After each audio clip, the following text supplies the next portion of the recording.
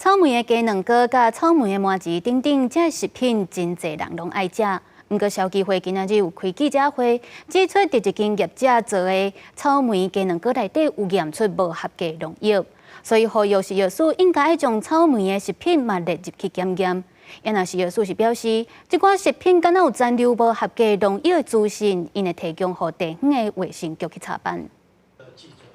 选举天的草莓未少民众介意，不过消基会今日调查，国来查7件包含草莓的鸡卵糕，也佮有包草莓的麻糍这类食品，用检验青草莓的标准，用伫草莓即食品内底，发现有掺草莓的鸡卵糕验出袂使有的农药。第5号这个特别高，主要是检出2氯松跟3氯松，按照目前的法规不得检出，就是只要有测到，那就是不合格，因为它没有标准。消基会指出，17件草莓即食品内底有9成检出农药残留，不过拢符合目前法规农药残留容允量标准范围。消基会指出，因为一般草莓洗了后，较会烂去生菇，才会特定购买市面上草莓鸡卵糕，也有麻糍包草莓等即食品做农药调查测试。消基会表示，目前咱国内好亲像无针对青蔬果做的即食品做农药检验残留，烦恼食安的管控会有问题。呼吁食药署爱甲青蔬果所做的即食品嘛纳入检验标准。